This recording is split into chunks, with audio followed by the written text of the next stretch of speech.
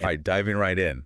We're taking a close look today at something pretty incredible, the return to Earth of a couple of NASA astronauts, Bush Wilmore and Suni Williams. Definitely a journey worth examining. We've got this report from The Guardian, and basically what we want to understand is all the ins and outs of their unexpectedly long stay up in orbit, and then that whole trip back home. Yeah, I mean, right off the bat, the thing that jumps out at you is just how long they were up there on the ISS, you know? Oh, for sure. Over 9 months, according to The Guardian. That's a long time to be away from Earth. Absolutely. Their mission was supposed to be a lot shorter, right? Yeah, originally.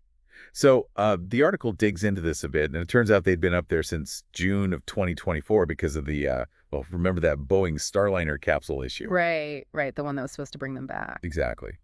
So thinking big picture here, what happens when you have a delay like that? I mean, how does that impact planning for future ISS missions? Well, it kind of throws a wrench in the works, you know? You've got schedules for crew rotations, resupply missions, all that stuff. Oh, got to be coordinated. Exactly. And a delay like this just ripples through everything. Plus, it really underlines the importance of having dependable transportation to and from the ISS. I mean, that's crucial. Absolutely. And in this case, that reliable transportation ended up being, well, a SpaceX Dragon capsule. Stepping in to get the job done? Yeah, it brought Wilmore and Williams back, but they weren't alone. NASA's Nick Hague and Russia's Aleksandr Gorbunov were on board, too. I mean, it's just amazing to think about all the international collaboration that goes into keeping the ISS running. It's a massive undertaking, for sure. It really is. Mm. What do you make of this growing role of these private companies like SpaceX in space travel? It's an interesting development, right? Mm. On the one hand, you're opening up access to space, making missions more frequent, giving us more flexibility. But then, there are those new challenges that come with it. Right, like what's... Well, things like safety protocols and how you integrate all these different systems from various providers. It adds a layer of complexity, that's for sure. Makes you think. Yeah. So let's talk about their trip home. It wasn't exactly a quick jaunt, was it? Not at all. The Guardian mentions a 17-hour descent for that Dragon capsule before it splashed down off the coast of Florida. 17 hours. That's longer than some flights across the globe.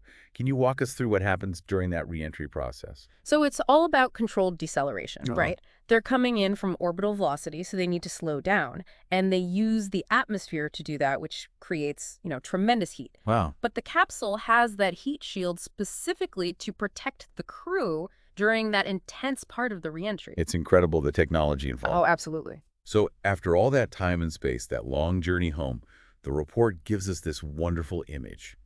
Wilmore and Williams stepping out with these big grins ear to ear. And I know it's hard not to smile just hearing that. What do you think goes through an astronaut's mind in that moment, coming back to Earth after so long? It's got to be a flood of emotions, right? Relief, excitement, the thought of seeing loved ones again. And just imagine, after months in this confined environment, suddenly feeling that fresh air, experiencing gravity again. It's a huge shift, It's almost overwhelming to think about.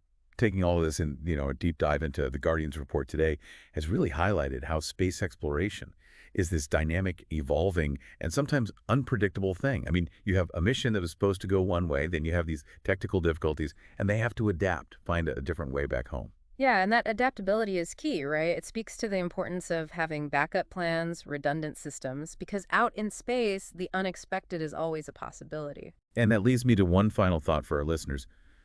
This mission was significantly longer than planned. What kind of challenges, both psychologically and physically, do astronauts face when their time in space stretches beyond what they anticipated? And how can future missions, especially those longer ones, prepare for these kinds of scenarios? It's something to ponder, even after our deep dive ends. Definitely something to think about. Space travel is full of these complex questions, and as we venture further, they'll only become more important. Thanks for joining us. We'll be back soon with another deep dive into the fascinating world of space exploration.